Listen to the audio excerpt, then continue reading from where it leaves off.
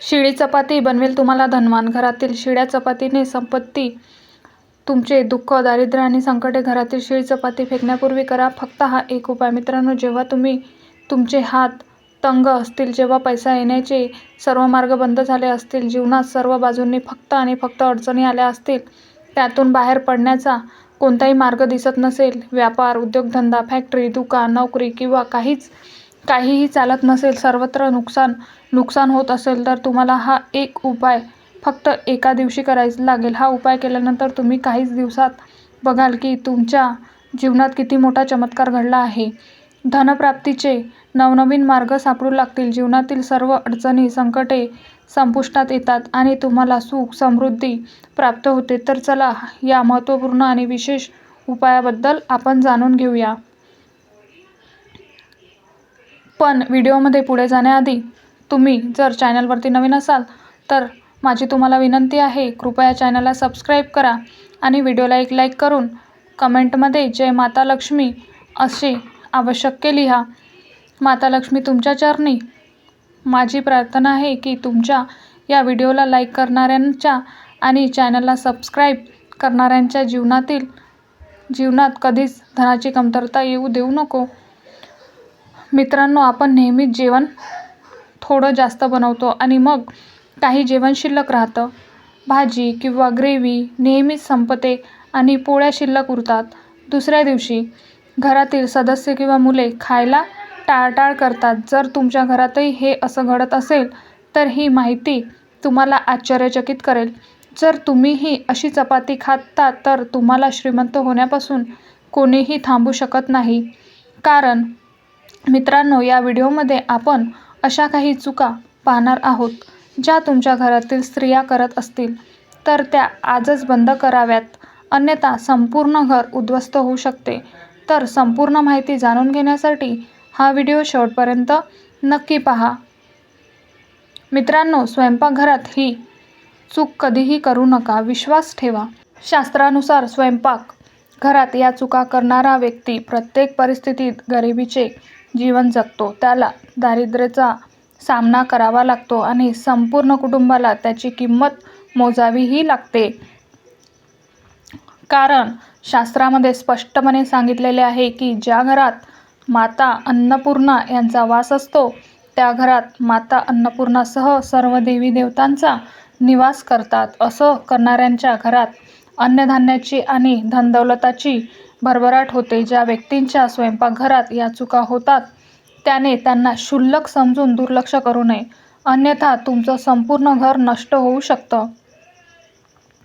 मित्रांनो, जर एखाद्या व्यक्तीला जीवनात यश मिळवायचं असेल तर त्याचं आरोग्य उत्तम असणं खूप महत्त्वाचं आहे. जर शरीर स्वस्थ असेल तर व्यक्ती नेहमीच आपल्या ध्येयापर्यंत पोहोचू शकतो. अशा परिस्थितीत शास्त्रानुसार जर तुमचं स्वयंपाकघर चांगलं असेल आणि त्यात या चुका नसतील तर माता अन्नपूर्णा तुमच्यावर प्रसन्न होतात आणि तुमची भरभराट करतात. तर चला त्या कोणत्या चुका आहे हे जाणून घेऊया. पण त्याआधी तुम्हाला विनंती आहे, तुम्ही अजूनही चॅनलला सबस्क्राईब केलं नसेल तर सबस्क्राईब करून बेल आयकॉन नक्की दाबा. नंबर 1. काही स्त्रिया अशा असतात की त्या स्वयंपाक बनवण्याआधी स्नान करत नाही, हातपाय तोंड धुवत नाही. अशावेळी अन्न दूषित होतं. असं अन्न खाल्ल्यामुळे घरात आजार येतात, माता अन्नपूर्णा नाराज होतात आणि अशा घरात दारिद्र्यता वास करते. अशा घरात राहणाऱ्या व्यक्तीला यश मिळत नाही आणि राहूकेतूचा वाईट परिणाम होतो. त्यामुळे अशी चूक कधीही करू नका. नेहमी स्वच्छ हाताने स्वयंपाक करावा. असे केल्याने माता अन्नपूर्णा अत्यंत प्रसन्न होते.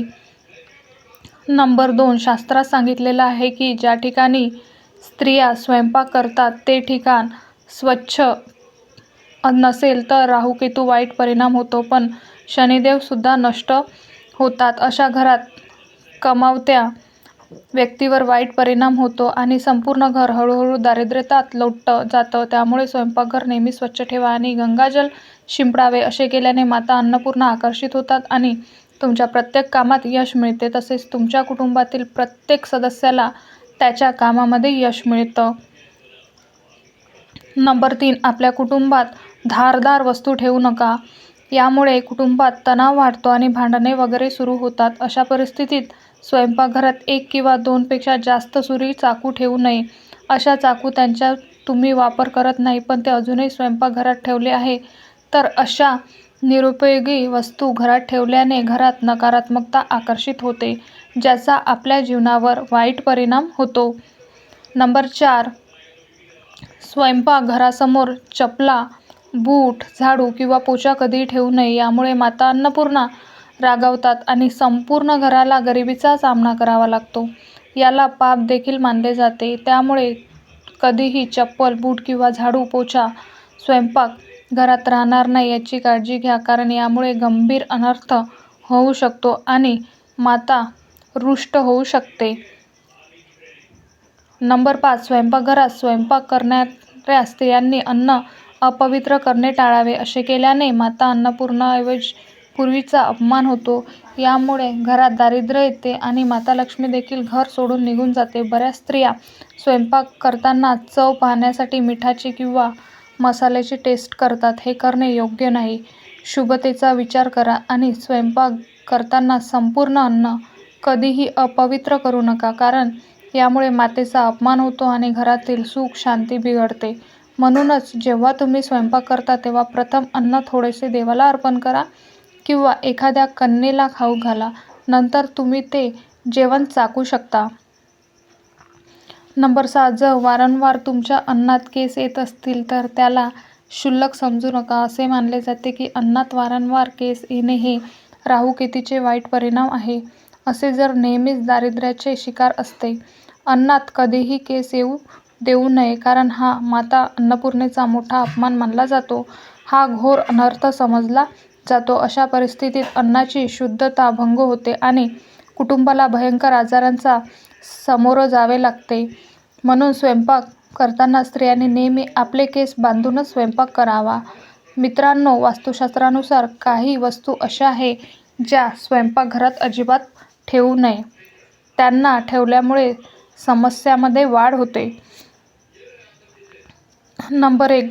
घर सुंदर आणि सुशोभित ठेवण्यासाठी काही लोक किचनमध्ये आरसा लावतात.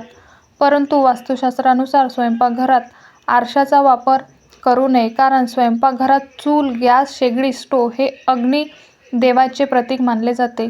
जर आरशात अग्नीचे प्रतिबिंब दिसले तर ते घरात अशुभ मानले जाते. त्यामुळे घरात वादविवाद वाढतात आणि घराची आर्थिक परिस्थिती डगमगते.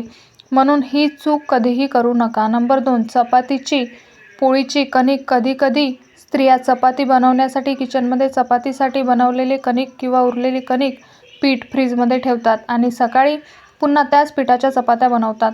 वास्तुशास्त्रानुसार हे योग्य नाही. स्वयंपाकघरात चपातीसाठी बनवलेले पीठ ठेवल्यामुळे शनी आणि राहूचा नकारात्मक प्रभाव पडतो. याच कारणामुळे जीवनात अनेक समस्या निर्माण होतात. नंबर 3.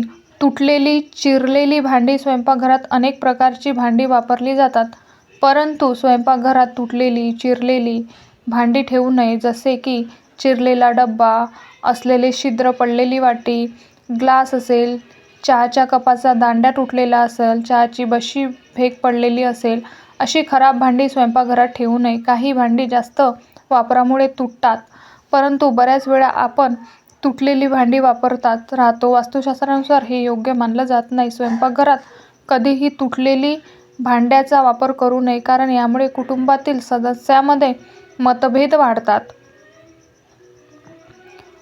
चला आता जाणून घेऊया की शिळी चपाती खाणे तुमच्यासाठी योग्य आहे का? मित्रांनो, जेव्हा जेवण शिळे होते तेव्हा आपण ते टाकून देतो. कदाचित तुम्ही कधीही विचार केला नसेल की शिळे जेवणही तुमच्यासाठी चांगले असू शकते. अशा परिस्थितीत शिळी चपाती तुमच्या आरोग्यावर आणि नशिबावर काय परिणाम करते हे जाणून घ्या, जे ऐकून तुम्ही देखील आश्चर्यचकित व्हाल. कारण शिळी चपाती तुमच्या पचनतंत्रासाठी चमत्कारापेक्षा कमी नाही. शिळी चपाती शरीराला दुरुस्त ठेवते. शिळ्या चपातीतील भरपूर प्रमाणात फायबर असते आणि आहारात फायबरचे प्रमाण जास्त असणे पाचनात समस्यास मदत करते. शिळ्या चपातीमुळे पोट फुगणे, गॅसची समस्या आणि कब्ज यासारख्या समस्यापासून आराम मिळू शकतो. म्हणून मित्रांनो, शिळी चपाती तुमच्यासाठी वरदान आहे. याचा उपयोग नक्की करा. शास्त्रानुसार जेवण नेहमी ताजेच खावे, पण जोपर्यंत अन्न खावे योग्य आहे आणि खराब झालेले नाही तोपर्यंत ते फेकू पण नये, कारण हा अन्नाचा अपमान आहे. अशा परिस्थितीत जी व्यक्ती शिळे अन्न फेकत नाही आणि त्याला ग्रहण करून सन्मान देतो, त्याच्यावर माता अन्नपूर्णा सदैव प्रसन्न राहते. परंतु यामध्ये एक गोष्ट लक्षात ठेवा, फारच आवश्यक आहे. शिळी चपाती कधी खाण्याआधी किंवा लहान मुलांना देण्याआधी नीट तपासून पहा. जर शिळ्या चपातीतून रेषे येत असतील तर तुमच्या मुलांचे प्राण देखील जाऊ शकतात किंवा तुम्ही आजारी देखील पडू शकता. शिळी चपाती जरी चमत्कारी असली तरी शिळी चपाती घरात दीर्घकाळ ठेवणे विषासमान मानले जाते. त्यामुळे रेषे असलेली चपाती कधी खाऊ नका. आता आपण एक चमत्कारिक आणि प्रभावशाली उपाय पाहणार आहोत, ते जे तुमचं नशीब बदलून तुम्हाला लाभ देईल. मित्रांनो, सनातन धर्मात गाय, गंगा आणि गायत्री यांना फार मोठे महत्त्व आहे. मान्यतेनुसार गोमातेच्या शरीरात 33 कोटी देवांचा वास करतात. गोमातेची पूजा करणाऱ्या व्यक्तीवर या सर्व देवी देवतांची कृपा होते. गायीची सेवा केल्याने केवळ या जन्माचेच नाही तर पूर्ण जन्माचेही पाप दूर होतात. दररोज सकाळी जेव्हा तुमच्या घरी जेवण बनवणे सुरू होते तेव्हा पहिली चपाती गोमातेसाठी काढा आणि जेवण करण्यापूर्वी गोमातेला ती चपाती खाऊ घाला. जर शक्य असेल तर काळ्या गाईला खाऊ घाला आणि जर काळी गाय उपलब्ध नसेल तर पांढऱ्या गाईलाही खाऊ घालू शकता. गाईला देण्याची चपाती ही ताजीच असावी आणि ती चपाती तुम्ही त्वरित गाईला घ्यावी. जर ती चपाती ठेवली आणि दुसऱ्या दिवशी दिली तर ती चपाती शिळी मानली जाते. गाईला कधी शिळी चपाती देऊ नका, कारण त्यामुळे घरात नकारात्मक ऊर्जा वास करते आणि तुमचे होणारे काम देखील होत नाही. त्यामुळे तुमच्या घरात दारिद्र्याचा वास राहील आणि तुमचे होणारे काम देखील होत नाही. त्यामुळे तुमच्या घरात दारिद्र्याचा वास राहिला आणि तुम्ही कोणत्याही कामात यशस्वी होत नाही.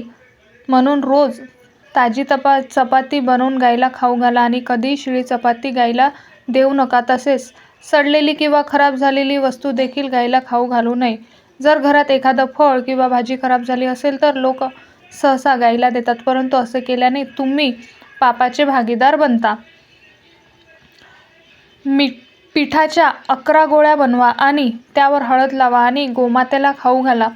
प्रत्येक गोळा खाऊ घालताना गाईचे शिंग पाठीवर आणि कपाळावर हात फिरवा. नंतर गोमातेचे चरण स्पर्श करा, पण चरण स्पर्श करतेवेळी ते अगदीच काळजीपूर्वक करावे, कारण कदाचित एखादी गाय पाय उचलू शकते आणि त्याची तुम्हाला इजा देखील होऊ शकते. मित्रांनो, गायीची अशी सेवा केल्याने तुमची सर्व कामे होऊ लागतील आणि जो दुःखाचा काळ चालू आहे तो देखील संपलेल. तुमच्या जीवनात आनंद येईल. तुम्ही 7 वेळा गायीची परिक्रमा देखील करा, तेव्हा तुमची सर्व कामे होतील. तसेच जेव्हा तुम्ही गायीला चपाती देता तेव्हा त्या चपातीवर थोडी हळद लावा आणि गुळाचा खडा ठेवा आणि जर गूळ नसेल तर तुम्ही चपातीवर तूप देखील ठेवू शकता. गायीला कधीही कोरडी चपाती खाऊ घालू नका. कोरडी चपाती म्हणजे चपातीवर काहीतरी ठेवूनच खाऊ घालावे. हळद, गूळ, खडीसाखर किंवा तूप यापैकी काहीही चालेल. हे सगळे केल्याने तुमच्या जीवनातील सर्व दुःख, संकट संपतील. तर हा महत्त्वपूर्ण व्हिडिओ तुम्हाला उपयुक्त वाटला असेल तर व्हिडिओला एक लाईक नक्की करा आणि चॅनलला सबस्क्राईब करून आम्हाला प्रोत्साहित करा. तसेच हा व्हिडिओ संपूर्ण पाहिल्याबद्दल आपण सर्वांचे मनापासून आभार. धन्यवाद. श्री स्वामी समर्थ. जय जय स्वामी समर्थ.